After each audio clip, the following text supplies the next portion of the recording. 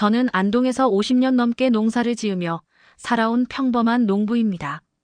이 굳은 살 박힌 손으로 아들 민수를 서울 대학교까지 보냈죠. 그날만 아니었다면 저는 이 손이 세상에서 가장 자랑스러웠을 겁니다. 어휴, 어디서 나는 냄새야? 아까부터 답답해서. 서울 강남 고급 레스토랑에서 열린 아들의 상견례 자리. 화장실에 다녀오는 길에 복도에서 들려온 목소리에 제 발걸음이 얼어붙었습니다. 민수 아버님이 농사 짓느라 그런가 봐요. 옷에서 흙냄새가 나는 것 같던데. 정말 우리 소연이가 저런 시골 출신 집안으로 시집가도 괜찮을까? 순간 제 두 눈에서 눈물이 왈칵 쏟아질 뻔했습니다. 평생 자랑스럽게 여겨온 농부의 손, 농부의 정체성이 처음으로 부끄러워지는 순간이었습니다. 아들을 위해 최고급 정장을 입고 사투리를 감추려 애쓰며 나름대로 예의를 갖췄지만 결국 제 손에 밴 흙냄새는 감출 수 없었나 봅니다. 그날의 기억은 지금도 가슴을 묵직하게 짓누릅니다. 하지만 그들이 몰랐던 한 가지 진실이 있었습니다. 그리고 그 진실이 밝혀지는 순간 모든 것이 바뀌게 될 줄은 아무도 예상하지 못했습니다. 저는 경상북도 안동에서 태어나 평생 농사를 지으며 살아온 60 중반의 평범한 농부입니다. 늦깎이 결혼을 해서 아들 하나를 두었는데 그 아들놈 뒷바라지 하느라 허리가 굽었다 해도 과언이 아닙니다. 그날의 일은 지금도 생각하면 가슴이 묵직해집니다. 농사일에 한평생 바친 제 손을 부끄러워하게 만든 그날의 기억이 말입니다. 우리 아들 민수는 서울대학교를 나와 지금은 대기업에 다니고 있습니다. 어릴 적부터 공부 잘하는 녀석이라 도시로 보냈는데 그게 우리 부부의 자랑이자 삶의 낙이었습니다. 민수가 39이 되던 해봄 결혼한다는 연락이 왔습니다. 예비 신부는 서울 강남에 사는 명문가 교수라고 했습니다. 여자 측 아버지는 고위공직자 출신의 어머니는 대학 교수라는 이야기를 들었을 때 솔직히 걱정이 앞섰습니다. 제 아들이 자랑스럽기도 했지만 한편으로는 과연 그런 집안과 잘 어울릴 수 있을까 하는 생각이 들었습니다. 아버지, 다음 달에 상견례 하기로 했어요. 서울 삼성동에 있는 고급 레스토랑에서요. 전화기 너머로 들리는 아들의 목소리에는 설렘과 긴장이 뒤섞여 있었습니다. 저도 덩달아 가슴이 두근거렸습니다. 평생 농사일만 하다가 서울 고급 레스토랑에 간다니 생각만 해도 숨이 막혔습니다. 아버지, 걱정 마이소. 내가 옆에 있을 끼니까. 아내가 제 어깨를 다독이며 말했습니다. 우리 집사람은 저보다 더 긴장한 기색이었습니다. 상견례 날짜가 다가오자 아내는 읍내 시장에 가서 제 옷을 새로 샀습니다. 평생 일할 때 입는 작업복과 동네 모임 갈 때 입는 점퍼 몇 벌이 전부였던 제게 정장이란 건 어색하기 그지없었습니다. 상견례 3일 전 민수가 고향집에 내려왔습니다. 오랜만에 보는 아들은 더 세련되고 도시적으로 변해 있었습니다. 자식이 잘 되는 건 좋은 일이지만 어쩐지 마음 한구석이 쓸쓸했습니다. 아버지, 상견례 때 몇 가지만 신경 써주세요. 저녁을 먹고 마당에 앉아 있는데 민수가 조심스럽게 말을 꺼냈습니다. 사투리는 최대한 안 쓰시는 게 좋을 것 같아요. 그리고 농사 이야기는 굳이 길게 하실 필요 없고요. 혹시 술 따르실 때는 두 손으로 받치시고. 아들의 말을 들으며 저는 가슴이 조금씩 아파오기 시작했습니다. 제가 평생 살아온 방식, 말투, 직업이 부끄러운 것처럼 느껴졌기 때문입니다.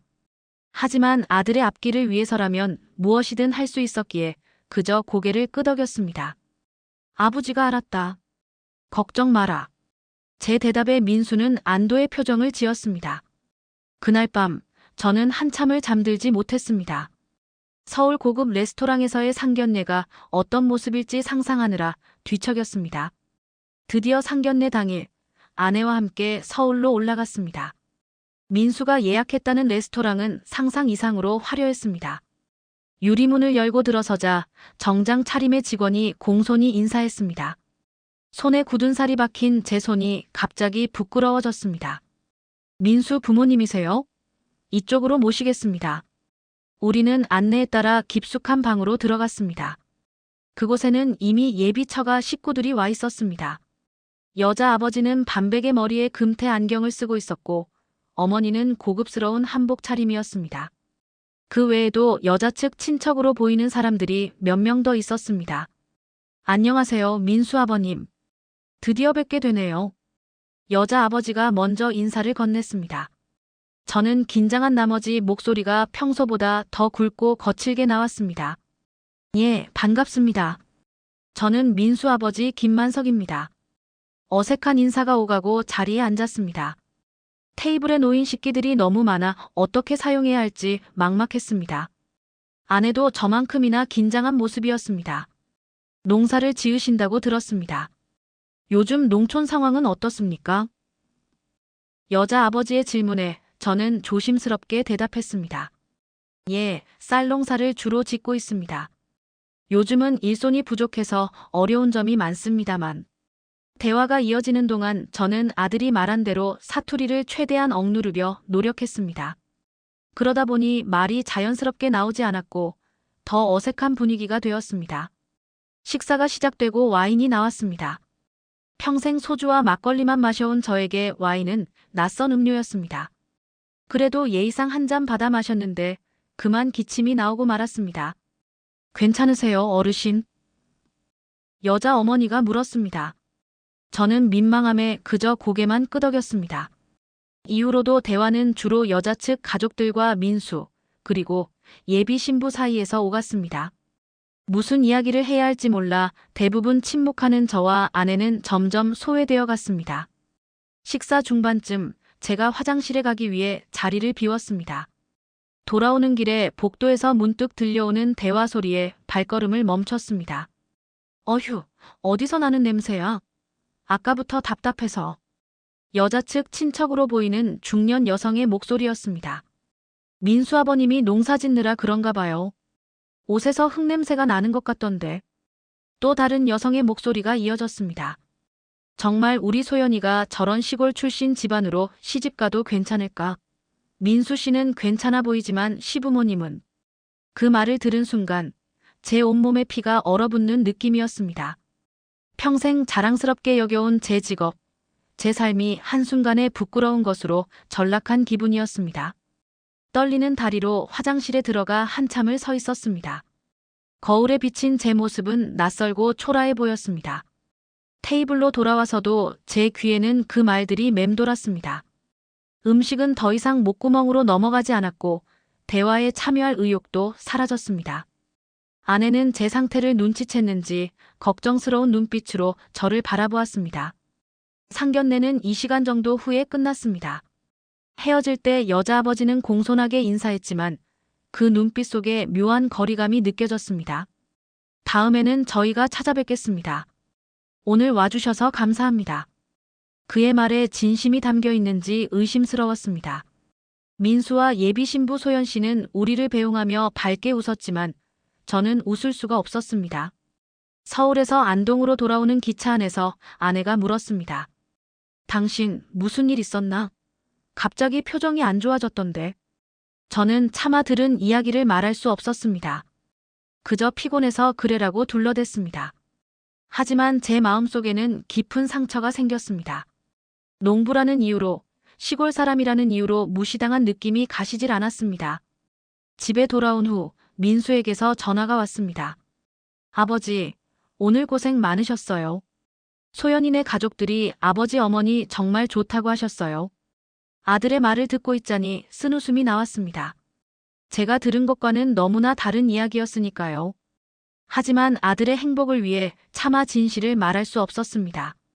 그래, 그 집 사람들도 다 좋더라. 너 잘 만났다. 거짓말을 하고 전화를 끊은 후 마당에 홀로 앉아 밤하늘을 바라보았습니다. 제가 평생 자랑스럽게 여겨온 농부로서의 삶이 갑자기 부끄러워졌습니다. 손에 박힌 굳은 살, 햇볕에 그을린 피부, 투박한 말투. 이 모든 것이 상류층의 눈에는 부족하고 열등한 것으로 보인다는 사실에 가슴이 아팠습니다. 그날 이후 민수와의 통화는 점점 짧아졌고 예전보다 고향을 찾는 횟수도 줄었습니다. 결혼 준비로 바쁘다는 핑계였지만 저는 알고 있었습니다. 아들이 저와 아내를, 자신의 뿌리를 점점 멀리하고 있다는 것을. 그리고 저는 무언가 해야 한다고 느꼈습니다. 아들의 행복을 위해서라도, 제 자존심을 위해서라도 말입니다. 상견례 이후 일주일이 지났습니다. 봄비가 내리는 이른 아침, 텃밭에 상추를 심고 있는데 집사람이 전화기를 들고 나왔습니다.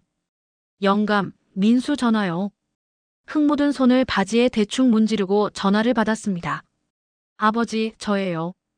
다름이 아니라 다음 주에 소연이 부모님께서 저희 집도 방문하고 싶다고 하시네요. 여기 시골집에. 그래, 언제 온다는 거냐? 아, 그게 아버님. 사실은 저희 집이요. 제가 사는 서울 아파트요. 순간 말문이 막혔습니다. 우리 집을 방문한다더니 아들이 말하는 집은 서울 아파트였습니다. 물론 아들이 서울에서 자기 보금자리를 꾸린 것은 자랑스러운 일이지만 그 순간 묘한 소외감이 밀려왔습니다. 그럼 우리는 안 불러도 되는 거구나. 아니요, 아버지. 그런 뜻이 아니라 처갓집 부모님께서 먼저 보고 싶다고 하셔서요. 나중에 결혼식 전에 시간 내서 안동에도 모시고 올게요. 전화를 끊고 나니 마음이 무거웠습니다. 아내는 제 표정을 보더니 말없이 옆에 앉았습니다. 당신 속상하지? 나도 그래. 하지만 애들은 애들 삶이 있는 거고. 알아. 괜찮아. 대답은 그렇게 했지만 마음은 그렇지 않았습니다. 농사일은 손에 잡히지 않아 일찍 들어와 마루에 앉았습니다. 문득 아들 방이 눈에 들어왔습니다. 대학 갈 때까지 쓰던 방인데 여전히 고등학교 때 상장들과 사진이 벽에 걸려 있었습니다. 책장에는 민수가 읽던 책들이 가지런히 꽂혀 있었습니다. 세월 참 빠르다. 한 달이 지나고 민수에게서 연락이 왔습니다. 결혼식 준비가 한창인데 예비 처가에서 주도적으로 모든 것을 결정하고 있다는 내용이었습니다. 장소부터 하객 명단, 심지어 신혼여행지까지. 우리 의견은 묻지도 않았습니다. 괜찮다, 아들아. 너희 편하게 하거라. 그렇게 말했지만 가슴 한구석이 쓰라렸습니다. 나중에 알게 된 사실이지만 저희 쪽 하객은 겨우 20명만 초대하기로 했다고 합니다. 반면 여자 측은 100명이 넘는다고 했습니다. 이유인즉 장인어른의 인맥관리 때문이라고 했습니다. 여름이 시작될 무렵 민수가 잠깐 고향에 내려왔습니다. 얼굴은 피곤해 보였지만 설렘도 묻어났습니다. 아버지, 결혼식 준비 때문에 정신이 없어요. 소연이네 가족들이 모든 걸 완벽하게 하고 싶어 하셔서. 저녁을 먹으며 아들은 결혼 준비 이야기를 했습니다. 그런데 문득 소연 씨 아버지에 관한 이야기가 나왔습니다. 장인어른은 원래 고위 공직자셨다면서? 네, 지금은 은퇴하셨지만 재직 시절 엄청 유명하셨대요. 청렴한 공직자상도 받으셨고. 어디 출신이신데? 서울요. 대대로 서울에서 사셨다고 하더라고요. 그때였습니다.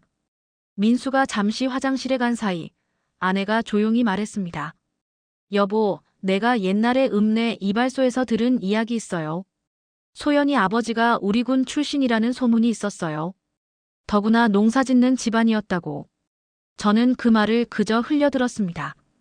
우연의 일치거나 동명이인일 테니까요. 하지만 그날 밤 잠을 이루지 못했습니다. 만약 그 이야기가 사실이라면 왜 자신의 출신을 숨기고 있는 걸까? 다음 날 읍내 이발소에 들러봤습니다. 40년 넘게 이발소를 운영해온 정 씨는 지역 소문통이었습니다. 만석이 오랜만이구만. 머리 깎으러 왔나? 아니, 그냥 이것저것 물어볼 게 있어서. 조심스레 소연 아버지 이름을 언급했습니다. 정 씨의 눈이 커졌습니다. 그 양반. 맞아, 여기 출신이지. 박정호 말하는 거지. 초등학교까지는 여기서 다녔어. 그 집이 저기 명동리에서 농사 짓다가 서울로 올라갔어. 그 양반 아버지가 소장농이었는데 심장이 빠르게 뛰기 시작했습니다. 정말로 소연 아버지는 이 지역 출신이었고 게다가 농사 짓는 집안이었습니다. 서울 명문가라는 소개와는 너무 다른 이야기였습니다. 그런데 왜 묻나? 혹시. 아니, 그냥 우리 아들이 그 양반 딸이랑 결혼하게 됐다. 정 씨는 놀란 눈으로 저를 바라보았습니다. 정말? 그런데 그 집안이 여기 출신인 거 부끄러워하는 것 같던데. 더 자세한 이야기를 들으려 했지만 갑자기 손님이 들어와 대화는 거기서 끊겼습니다. 하지만 충분했습니다. 제가 알아야 할 사실은 이미 확인했으니까요. 집으로 돌아오는 길, 마음이 복잡했습니다.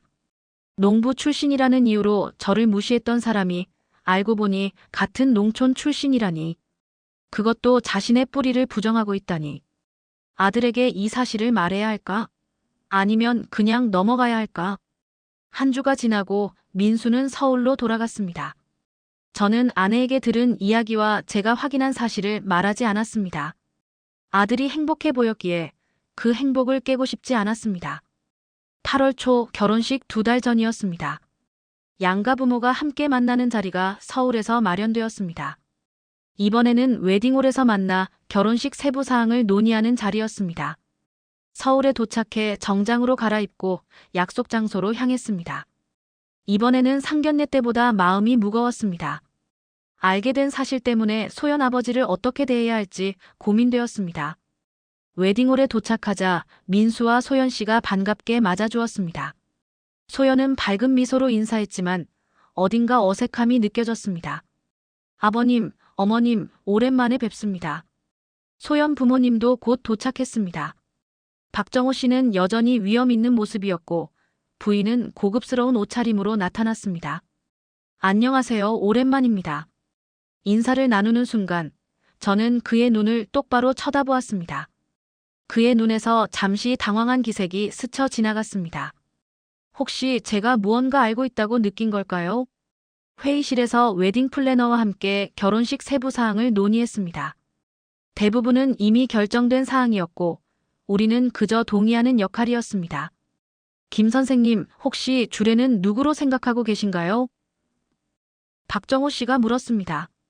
아, 저희는 특별히 제가 전 법무부 장관님께 부탁드렸습니다.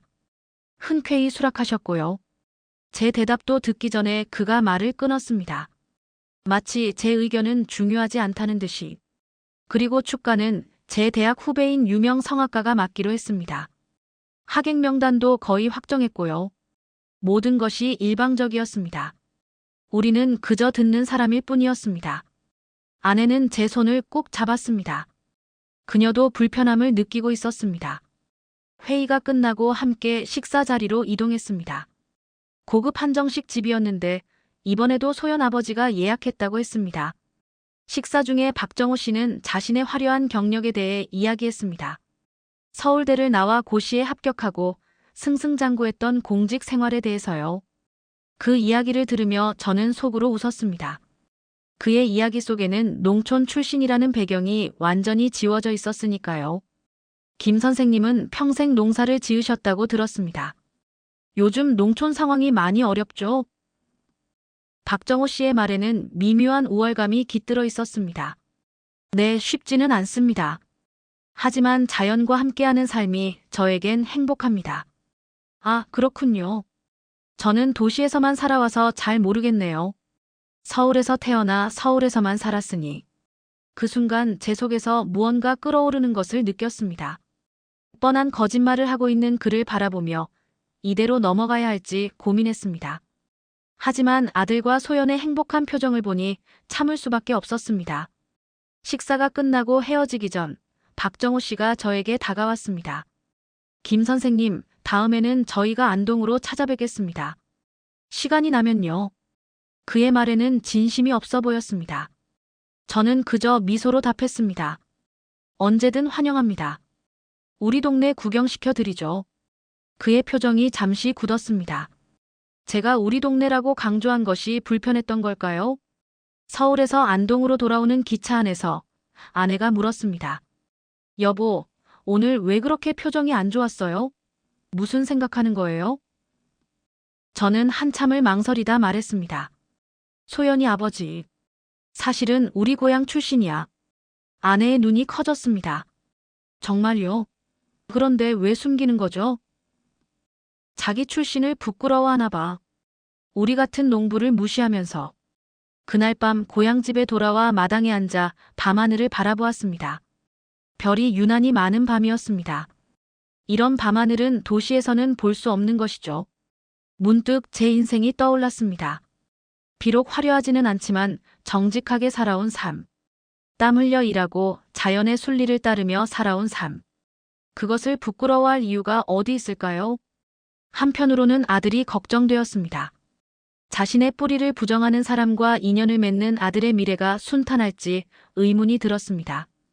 하지만 어른의 도리로 침묵을 지키기로 했습니다. 아들의 선택을 존중하자고 마음먹었습니다. 그러나 운명은 다른 계획을 가지고 있었습니다. 제가 알게 된 사실이 언젠가는 빛을 볼 날이 올 거라고 그날 밤 별을 보며 느꼈습니다. 결혼식이 한 달 앞으로 다가온 9월 초 마을 어르신들과 대동의 모임이 있었습니다. 모임이 끝나갈 무렵 70대 후반의 박노인이 제게 다가왔습니다. 만서가, 내 아들이 결혼한다면서? 신부는 어디 집 딸인데? 네, 서울에 사는 박정호라는 분의 따님입니다. 그 말에 박노인의 눈이 커졌습니다. 박정호? 혹시 명동리 출신 박정호 말하나? 키가 좀 작고 왼쪽 귀 뒤에 점이 있는? 심장이 빨리 뛰기 시작했습니다. 정확한 묘사였습니다. 상견례 때 저도 그의 왼쪽 귀 뒤에 있는 점을 본 적이 있었으니까요. 맞습니다. 혹시 아세요? 알다마다. 내가 그 집 소장농으로 일했는데 정호 아버지가 보리 농사 짓다가 망해서 서울로 올라갔지. 정호는 초등학교 4학년 때였을 거야. 그 집이 지금 잘 살고 있나 보네. 네. 아주 잘 살고 있습니다. 그래. 다행이네. 근데 우리 동네 출신이라고 하디. 아니면 서울 사람 행세하나? 그 질문에 답하기가 난처했습니다. 하지만 박노인은 제 표정만 보고도 이해한 듯 했습니다. 아이고, 그럴 줄 알았어. 그 애비도 농사에 부끄러워하더니 아들도 그렇구만. 그날 집으로 돌아오는 길, 마음이 더 무거워졌습니다. 박정호 씨가 자신의 출신을 숨기는 것에서 더 나아가 우리 같은 농부를 무시한다는 사실이 확실해졌으니까요. 상견례 때 들었던 냄새 발언이 다시 생각났습니다. 결심했습니다. 직접 확인해 봐야겠다고. 이틀 후 아내에게는 읍내에 볼 일이 있다고 말하고 혼자 버스를 타고 명동리로 향했습니다. 30년 전만 해도 우리 마을과 이웃한 곳이었지만 지금은 거의 가본 적이 없는 곳이었습니다.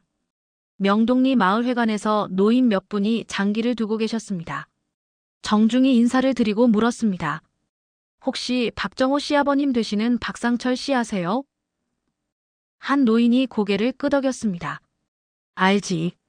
서울 가서 돈 많이 벌었다던데. 맞습니다. 그분 아들이 우리 아들과 결혼하게 됐습니다. 노인들의 표정이 한순간에 밝아졌습니다. 아이고, 그거 축하할 일이구만. 앉게, 차라도 한잔하고 가게.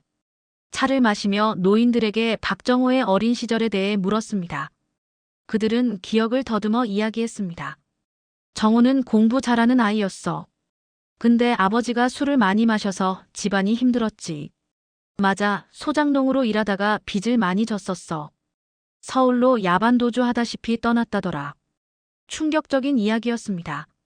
저는 계속해서 물었고 노인들은 기억나는 대로 말해주셨습니다. 그리고 마을 서기로 일하셨던 분이 오래된 문서 상자를 가져왔습니다. 여기 60년대부터 80년대까지 주민등록부 사본이 있을 거야. 한번 찾아볼까? 함께 문서를 뒤적이다 결국 찾았습니다. 박상철, 아내 김순자, 그리고 아들 박정호의 이름이 명동리 123번지 거주자로 기록되어 있었습니다. 그리고 1979년 전출 신고된 기록까지. 명백한 증거였습니다. 혹시 사진 같은 건 없을까요? 노인 중 한 분이 집에 가서 낡은 앨범을 가져왔습니다. 마을 운동회 사진이었는데 거기에 어린 박정호로 보이는 아이가 있었습니다.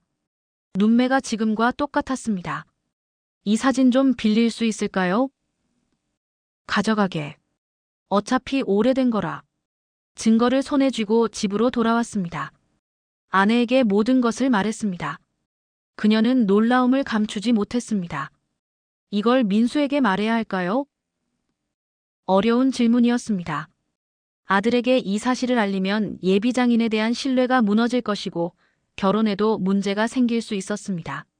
하지만 침묵한다면 아들은 거짓말 위에 세워진 관계를 시작하게 될 것입니다. 조금만 더 생각해보자. 그런 와중에 민수에게서 전화가 왔습니다.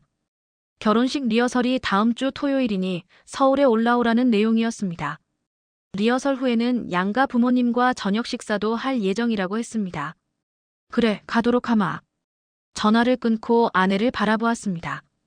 둘 다 무언가 결심한 듯한 표정이었습니다.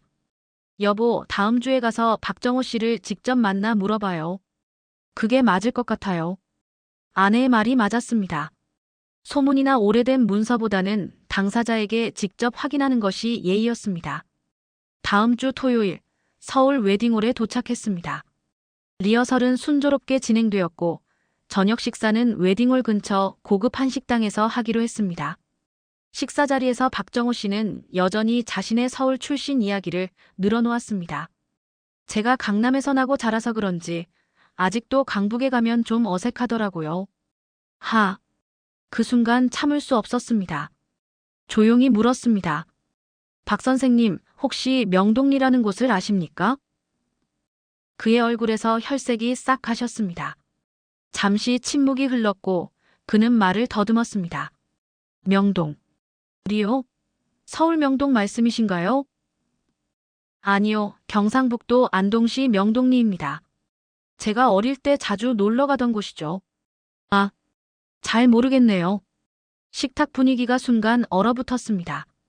민수와 소연은 어리둥절한 표정이었고 소연의 어머니는 불안한 눈빛으로 남편을 쳐다보았습니다. 그러시군요. 참 이상하네요. 제가 얼마 전에 명동리에 갔더니 박 선생님과 똑같은 이름을 가진 분이 그곳에 살았다고 하더군요. 심지어 그분도 왼쪽 귀 뒤에 점이 있었다고.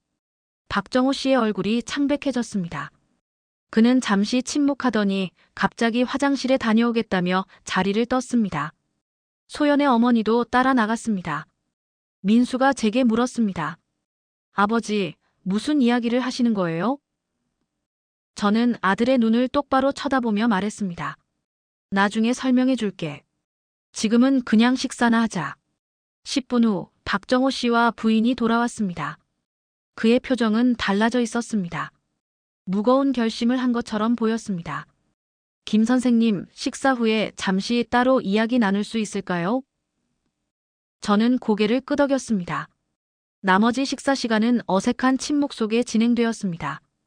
식사가 끝난 후 젊은 두 사람은 카페에서 기다리기로 하고 우리 어른들은 호텔 라운지로 자리를 옮겼습니다.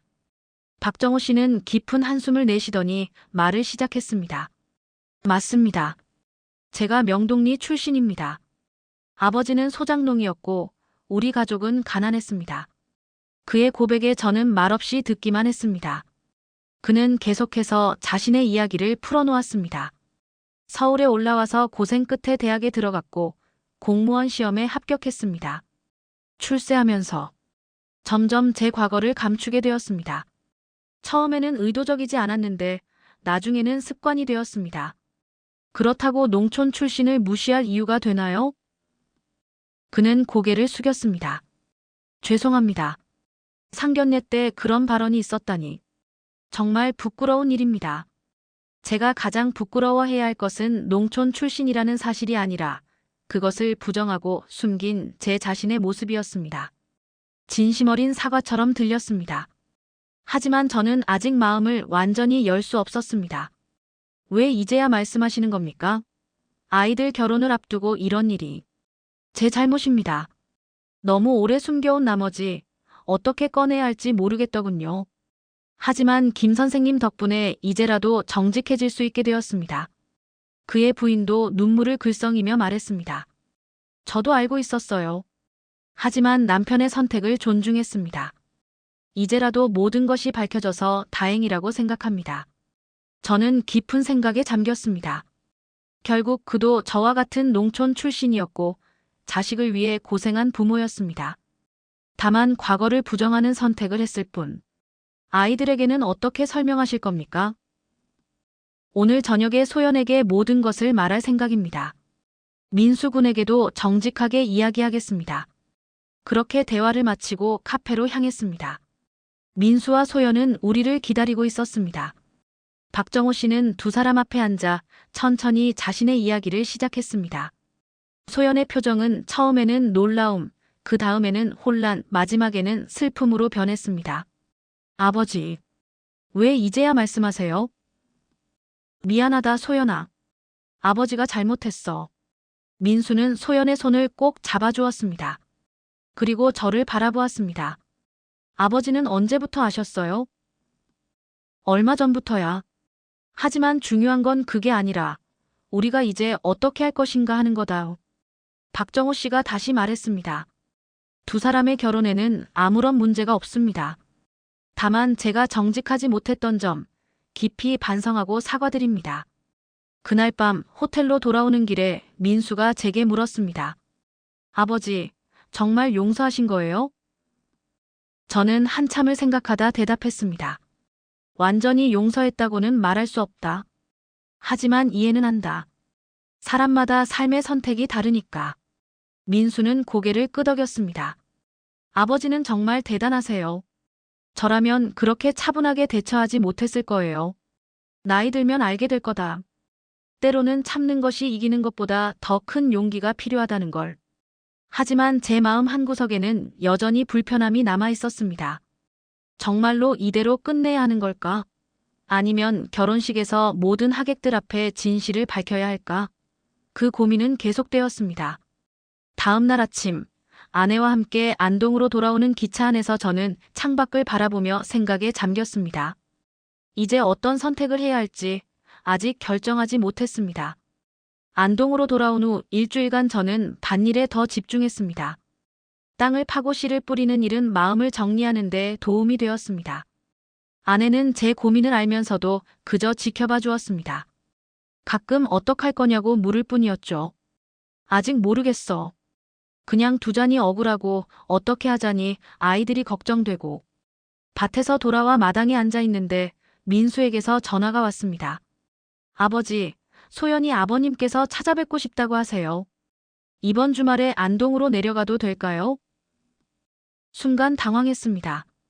박정호 씨가 우리 집에 온다니 예상치 못한 일이었습니다. 그래, 오시라고 해라. 전화를 끊고 아내에게 말했습니다. 이번 주말에 소연이네 식구들이 온대. 뭐라고요? 여기 시골집에. 갑자기 왜요? 나도 모르겠다. 아마 사과하러 오는 거겠지.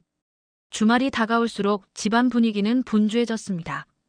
아내는 집안 구석구석을 청소하고 음식 준비에 바빴습니다. 저는 마당과 텃밭을 정리했습니다. 마음은 복잡했지만 손님을 맞이할 준비는 해야 했으니까요. 토요일 오후 검은색 고급 세단이 마을 어귀에 나타났습니다. 민수가 먼저 내리고 이어서 소연과 그녀의 부모님이 내렸습니다. 박정호 씨는 평소와 달리 캐주얼한 옷차림이었습니다. 정장이 아닌 평범한 셔츠와 바지 차림이었죠. 안녕하세요, 어르신. 찾아뵙게 되어 영광입니다. 박정호 씨가 공손히 인사했습니다. 그의 아내도 따뜻한 미소로 인사했습니다. 소연은 약간 긴장한 듯 했지만 정중히 절을 했습니다. 어서 오세요. 멀리서 오느라 고생하셨습니다. 집 안으로 안내했습니다.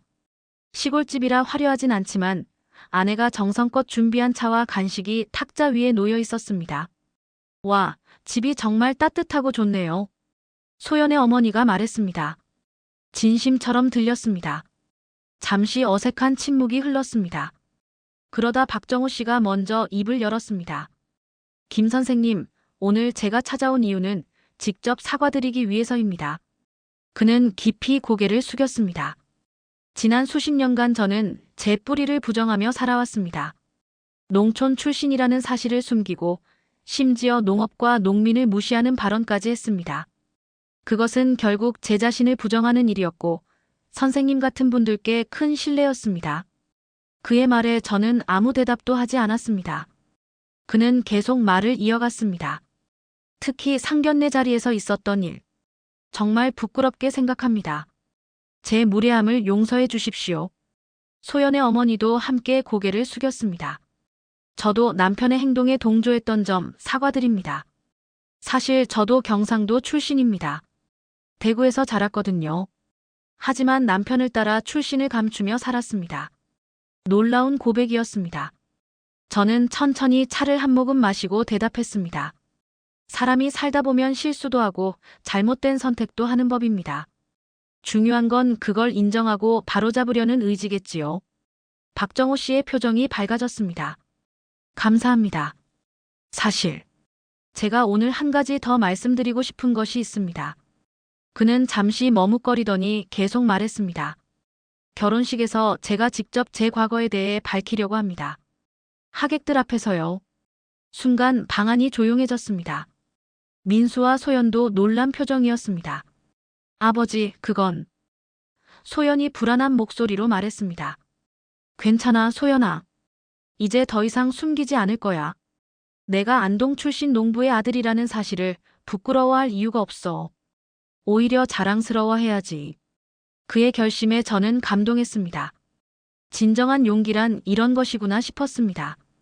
박 선생님, 그렇게까지 하실 필요는 없을 것 같습니다.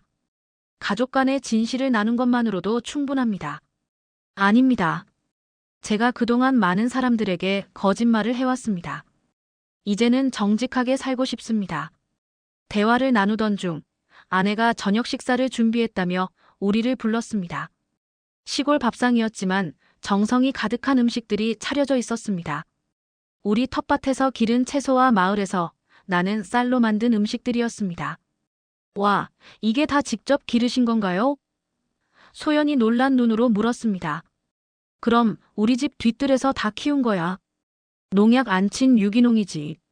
식사하는 동안 분위기가 조금씩 풀렸습니다. 박정호 씨는 자신의 어린 시절 이야기를 조금씩 꺼내기 시작했습니다. 명동리에서의 추억, 학교 다니던 이야기, 그리고 서울로 올라간 후의 고생담까지. 사실 서울에 처음 올라갔을 때는 정말 힘들었습니다. 사투리 때문에 놀림도 많이 받았고요. 그래서 점점 제 출신을 감추게 되었던 것 같습니다. 그의 솔직한 이야기에 민수도 소연도 깊이 공감하는 표정이었습니다. 식사 후 저는 박정호 씨를 데리고 마당으로 나갔습니다. 가을 저녁 하늘에는 별이 가득했습니다. 여기서는 별이 정말 잘 보이네요. 그가 감탄했습니다. 서울에서는 이런 별 구경하기 힘들지? 네, 도시의 불빛 때문에 별이 거의 보이지 않습니다. 잠시 별을 바라보다가 제가 물었습니다. 정말 결혼식에서 모든 걸 밝히실 건가요? 그러면 동료들이나 지인들에게 실망을 줄 수도 있을 텐데. 박정호 씨는 단호하게 고개를 끄덕였습니다. 결심했습니다. 더 이상 거짓말로 살고 싶지 않아요. 그리고 제 딸에게 정직한 아버지가 되고 싶습니다. 그의 진심 어린 눈빛을 보며 저는 그를 조금 더 이해할 수 있었습니다. 누구나 실수를 하고 잘못된 선택을 할 수 있습니다. 중요한 건 그것을 인정하고 바로잡으려는 의지겠지요. 내일 우리 마을 구경 좀 시켜드릴까요? 특히 명동리도 가보시면 어떨까 싶은데. 네, 그러면 좋겠습니다. 오랜만에 고향을 볼 수 있겠네요. 다음 날 아침, 우리는 함께 마을을 둘러보았습니다. 박정호 씨는 마치 어린아이처럼 모든 것에 호기심을 보였습니다. 텃밭에서 자라는 채소들, 논에서 일하는 마을 사람들, 그리고 맑은 시냇물까지. 오후에는 민수의 운전으로 명동리에 갔습니다. 박정호 씨는 자신이 살았던 집터를 찾았지만 이제는 다른 건물이 들어서 있었습니다. 그는 잠시 말없이 그곳을 바라보았습니다. 아버지가 여기서 자랐다니 믿기지 않아요. 소연이 말했습니다. 그래, 이곳이 내 고향이란다. 내 뿌리이기도 하지. 명동리에서 우연히 박노인을 만났습니다. 그는 박정호 씨를 알아보고 반갑게 인사했습니다. 정호야. 맞지? 너 맞지? 세월이 얼마나 흘렀는데 이제야 고향에 오는 거냐? 박정호 씨는 부끄러운 표정으로 인사했습니다. 두 사람은 오랜 시간 이야기를 나누었고 우리는 조금 떨어져서 그들을 지켜보았습니다. 아버지, 이제 어떻게 생각하세요? 아직도 소연이 아버님께 화가 나세요? 민수가 조용히 물었습니다. 화는 풀렸다. 사람은 누구나 실수를 하는 법이니까. 중요한 건 그걸 인정하고 바로잡으려는 마음이지. 민수의 눈에 안도의 빛이 스쳤습니다. 안동으로 돌아오는 길, 차 안은 조용했습니다. 각자 많은 생각에 잠겨 있었던 것 같습니다. 집에 도착해서 저녁을 먹은 후 박정호 씨가 저에게 다시 한번 이야기를 청했습니다. 김 선생님, 솔직히 말씀해 주세요. 제가 결혼식 때 제 과거에 대해 모두 밝히는 것이 옳을까요? 저는 깊이 생각한 후 대답했습니다. 박 선생님, 그건 선생님이 결정할 일입니다. 다만 한 가지 말씀드리자면 때로는 완전한 폭로보다 점진적인 변화가 더 나을 때도 있습니다. 어떤 의미신가요? 갑작스러운 고백은 충격을 줄 수 있습니다. 하지만 조금씩 진실된 모습을 보여주며 변화하는 것은 더 자연스럽고 진정성 있게 느껴질 수 있습니다. 박정호 씨는 깊이 고개를 끄덕였습니다. 이해합니다. 감사합니다. 일요일 저녁 그들은 서울로 돌아갔습니다. 헤어지기 전 박정호 씨가 제 손을 꼭 잡았습니다. 김 선생님, 이번 주말은 제 인생에서 가장 의미 있는 시간 중 하나였습니다. 진심으로 감사드립니다. 별 말씀을요. 다음에 또 오십시오. 그들이 떠난 후 마당에 앉아 저녁별을 바라보며 생각에 잠겼습니다. 결혼식이 이제 2주 앞으로 다가왔습니다. 박정호 씨가 어떤 선택을 할지, 그리고 저는 어떻게 대응해야 할지 여전히 확신이 서지 않았습니다. 다음 날 아침 민수에게서 전화가 왔습니다. 아버지, 소연이 아버님이 많이 변하셨어요. 어제 저녁에 회사 동료들을 만나는 자리에서 처음으로 자신이 안동 출신이라고 말씀하셨대요. 놀라운 소식이었습니다. 박정호 씨가 정말로 변화하기 시작한 것 같았습니다. 그래, 좋은 소식이구나. 그리고 아버지, 정말 감사해요. 이번 일로 제가 많은 것을 배웠어요. 특히 정직함의 가치에 대해서요. 아들의 말에 마음이 따뜻해졌습니다. 한 주가 더 지나고 결혼식이 일주일 앞으로 다가왔습니다. 박정호 씨에게서 직접 전화가 왔습니다. 김 선생님, 다름이 아니라 결혼식 순서에 대해 한 가지 제안이 있습니다. 네, 말씀하세요. 혹시 선생님께서 축사를 해주실 수 있을까요? 예상치 못한 부탁이었습니다. 저는 잠시 말을 잇지 못했습니다. 제가 축사를요? 저는 말재주가 없는데. 그래도 김 선생님의 진솔한 말씀이 우리 모두에게 큰 의미가 될 것 같습니다. 부탁드립니다. 결국 저는 그의 부탁을 받아들였습니다. 하지만 무슨 말을 해야 할지, 어떻게 해야 할지 막막했습니다. 그날 밤 마당에 앉아 생각에 잠겼습니다. 이제 제 선택이 중요한 시점이 되었습니다. 결혼식 당일 서울의 고급 웨딩홀 앞에 도착했을 때 가슴이 두근거렸습니다. 저와 아내는 새로 맞춘 한복을 입었습니다. 아내는 연한 분홍빛 한복이 정말 잘 어울렸고 저는 감색 한복을 입었습니다. 마당에서 일하던 손은 깨끗이 씻었지만 여전히 굳은 살은 그대로였습니다. 로비에 들어서자마자 호화로운 분위기에 압도되었습니다. 화려한 꽃장식과 고급스러운 가구들, 정장과 드레스를 입은 사람들 사이에서 한복 차림에 우리 부부는 눈에 띄었습니다. 여보, 긴장되네요. 아내가 제 팔을 꼭 붙잡았습니다. 괜찮아. 우리는 우리 아들의 결혼식에 온 부모야. 당당하게 있으면 돼. 그렇게 말했지만 저도 마음이 편치는 않았습니다. 특히 오늘 할 축사를 생각하면 더욱 그랬습니다. 며칠 동안 무슨 말을 할지 고민했지만 아직도 확신이 서지 않았습니다. 웨딩홀 입구에서 민수가 우리를 반갑게 맞이했습니다. 검은 턱시도를 입은 아들은 어느새 어엿한 성인이 되어 있었습니다. 아버지, 어머니 오셨군요. 정말 멋지세요. 민수의 눈에는 진심 어린 존경과 사랑이 담겨 있었습니다. 그 모습을 보니 가슴이 뭉클해졌습니다. 축사 준비는 잘 되셨어요? 그래, 걱정 마라. 사실 준비는 전혀 되지 않았습니다. 그저 마음속에 있는 말들 뿐이었죠. 웨딩홀 안으로 들어가자 이미 많은 하객들이 자리에 앉아 있었습니다. 여자 측 하객이 압도적으로 많았고 그들은 모두 고급스러운 차림새였습니다. 우리 측 하객은 주로 마을 어르신들과 가까운 친척들 뿐이었습니다. 예식이 시작되기 전 대기실에서 박정호 씨를 만났습니다. 그는 평소보다 다소 긴장한 표정이었지만 다른 때와는 달리 편안한 미소를 짓고 있었습니다. 김 선생님, 오늘 와주셔서 감사합니다. 축사 부탁드린 것 정말 죄송합니다. 괜찮습니다. 제가 할 수 있는 최선을 다하겠습니다. 그는 잠시 망설이더니 낮은 목소리로 말했습니다.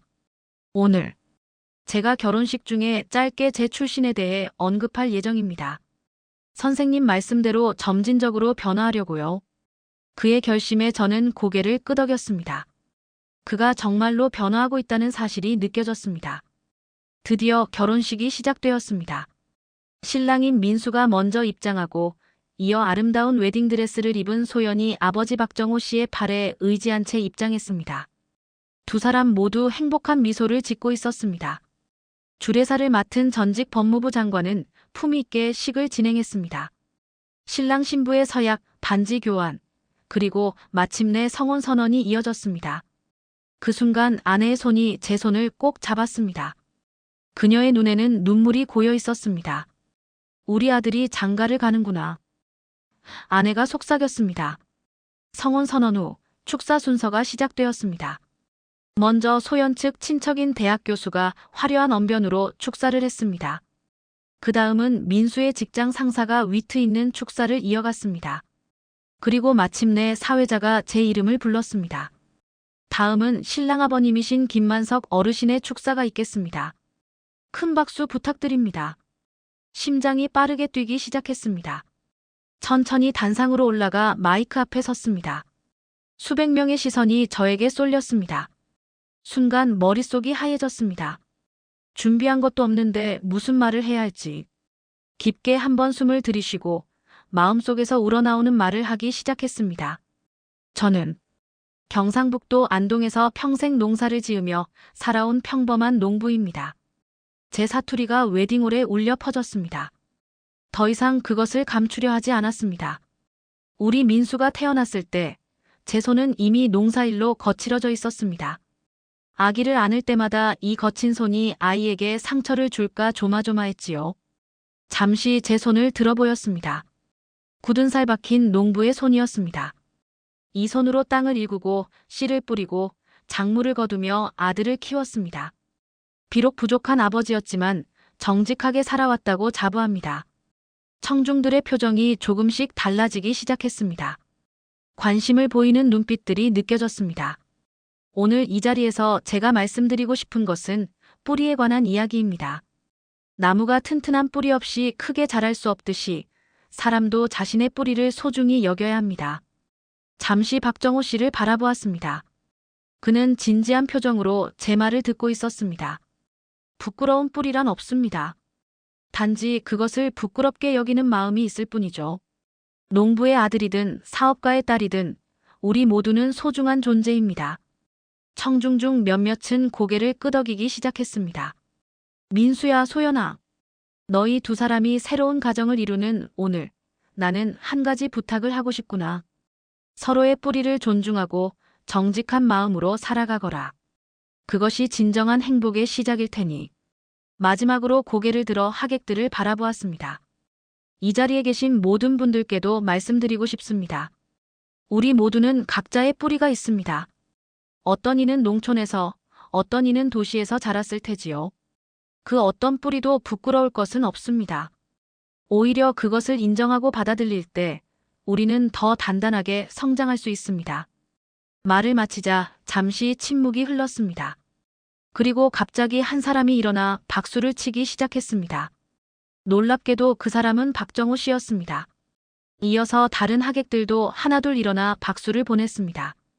곧 웨딩홀 전체가 뜨거운 박수 소리로 가득 찼습니다. 단상에서 내려와 자리로 돌아오는 길에 여러 하객들이 제게 고개를 숙여 인사했습니다. 아내는 눈물을 머금은 채 제 손을 꼭 잡았습니다.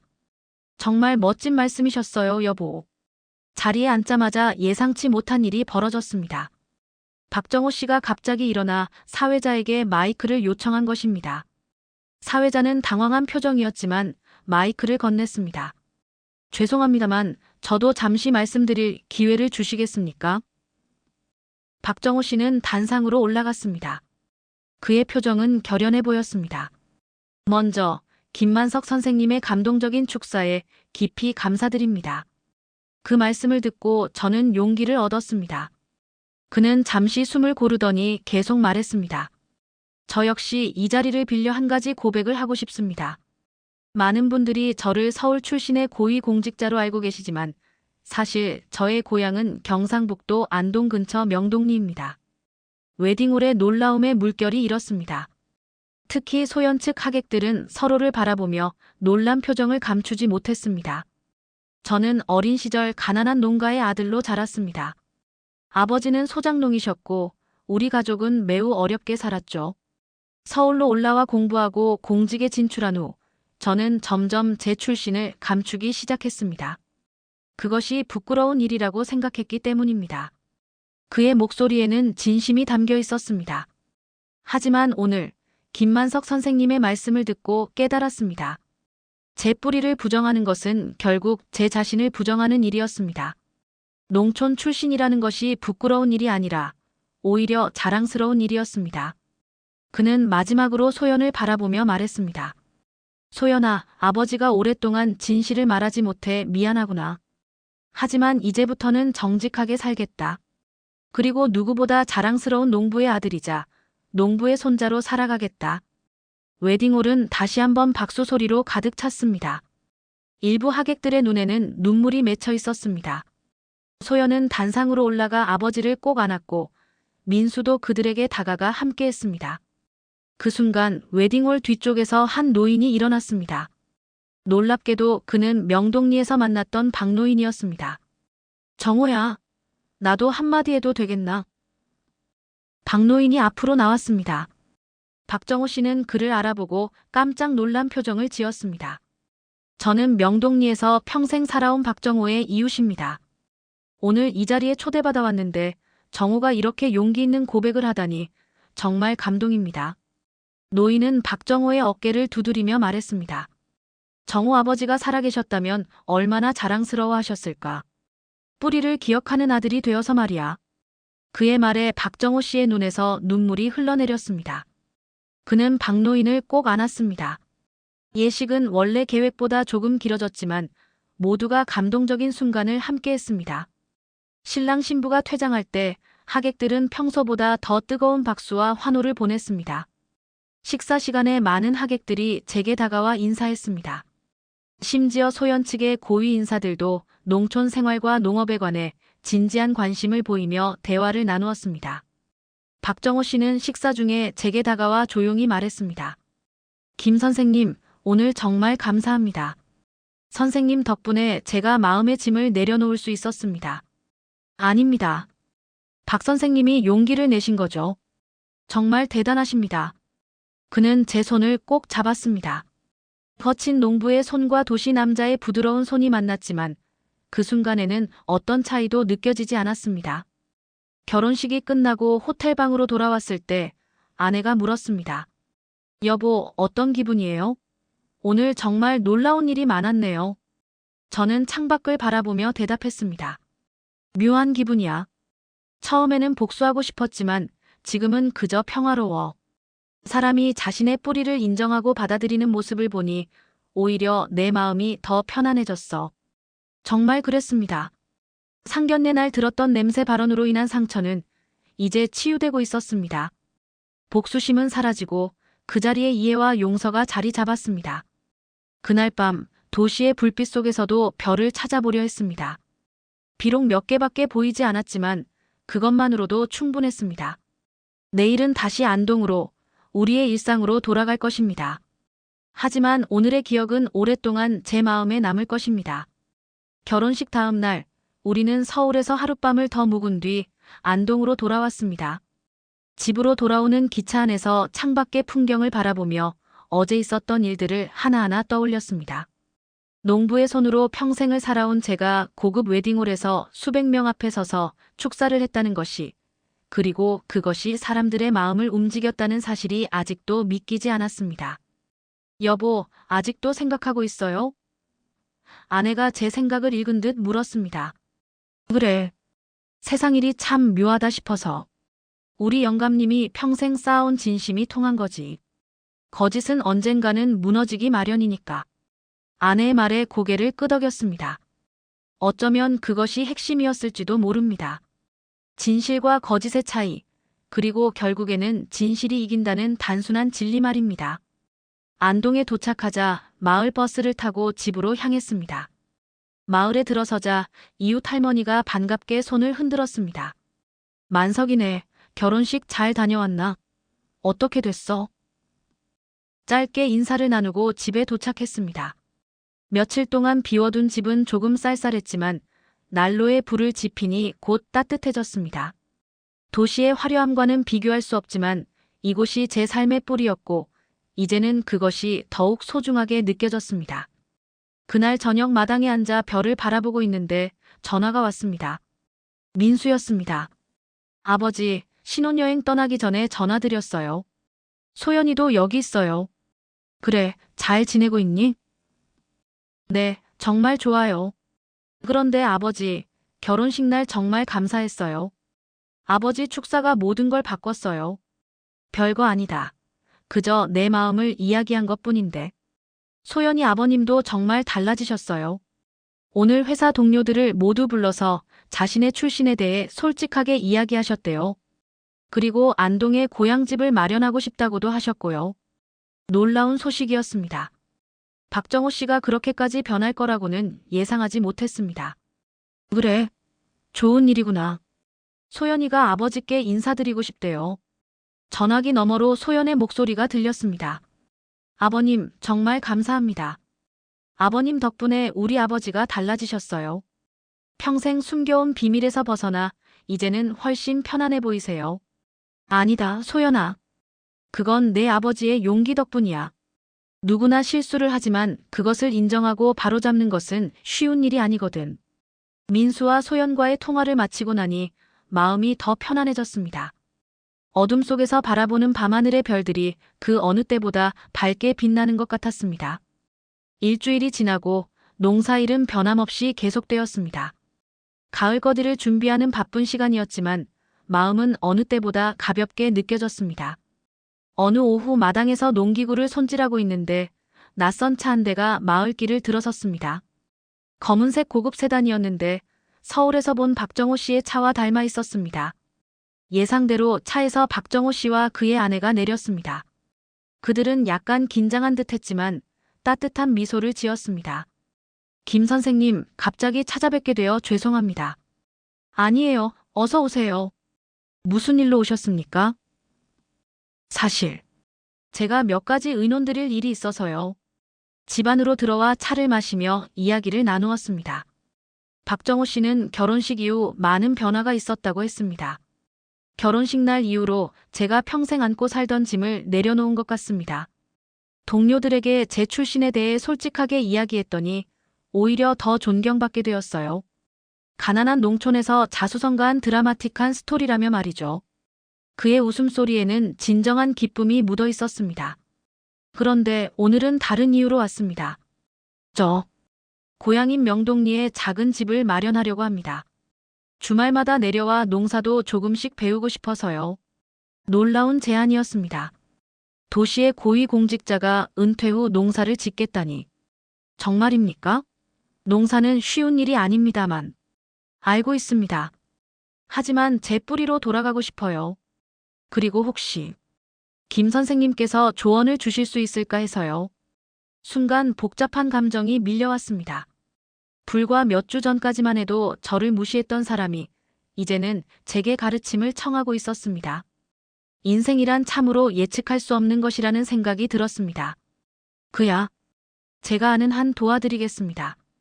그날 이후로 박정호 씨는 명동리에 작은 농가를 구입했고 한 달에 2번 정도 내려와 농사 기초를 배우기 시작했습니다.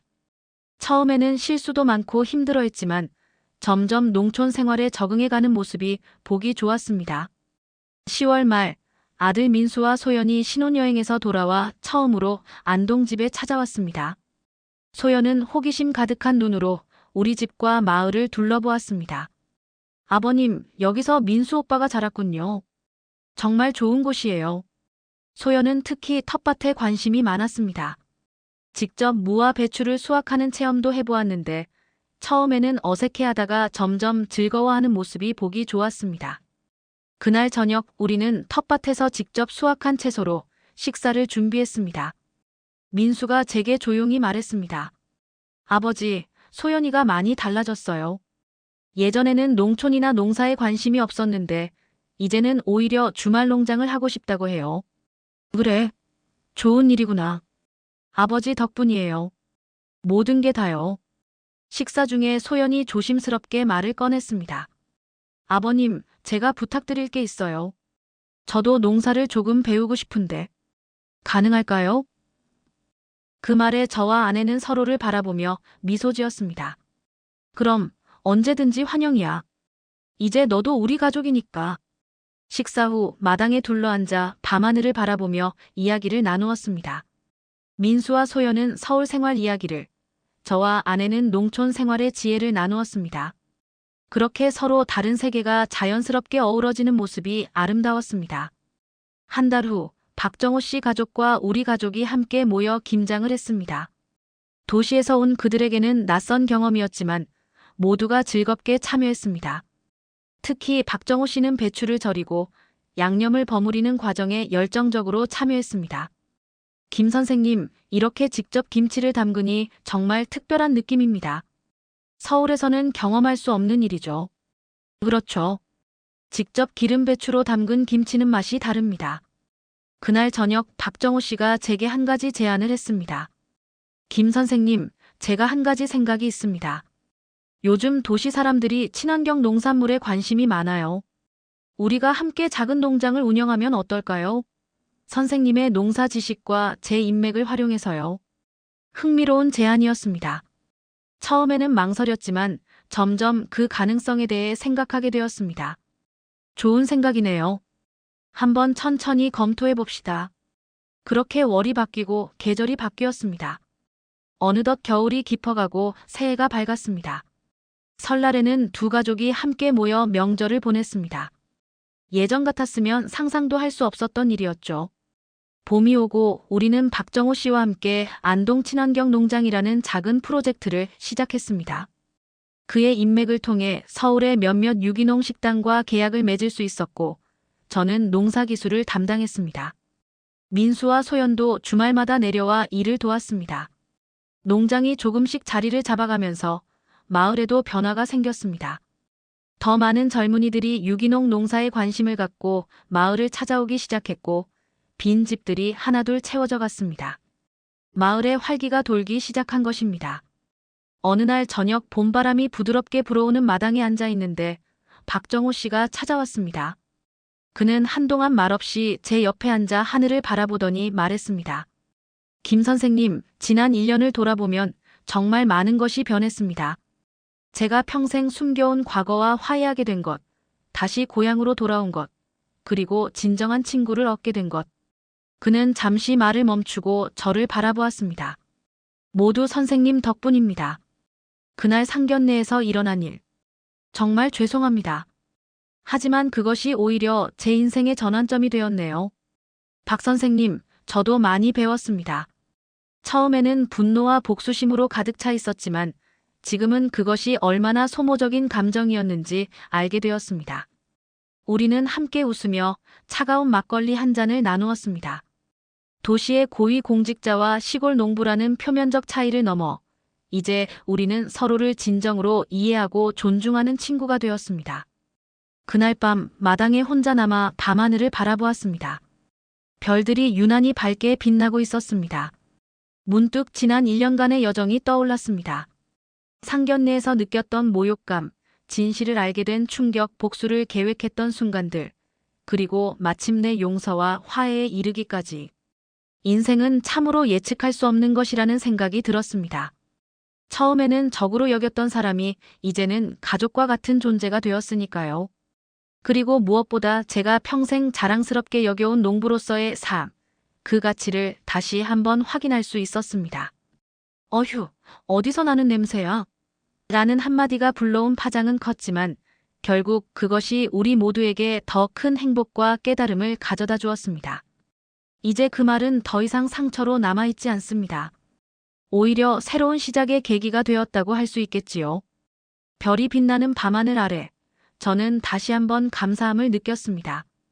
평생 농부로 살아온 제 삶에, 그리고 그 삶이 가져다 준 모든 경험과 지혜에 깊은 감사를 느꼈습니다. 농부의 손에 밴 흙냄새는 부끄러운 것이 아니라 자연과 함께한 정직한 삶의 증거였으니까요. 내일도 저는 여전히 그리고 자랑스럽게 이 땅을 일구며 살아갈 것입니다. 이제는 더 많은 사람들과 함께 더 큰 꿈을 꾸며 말입니다.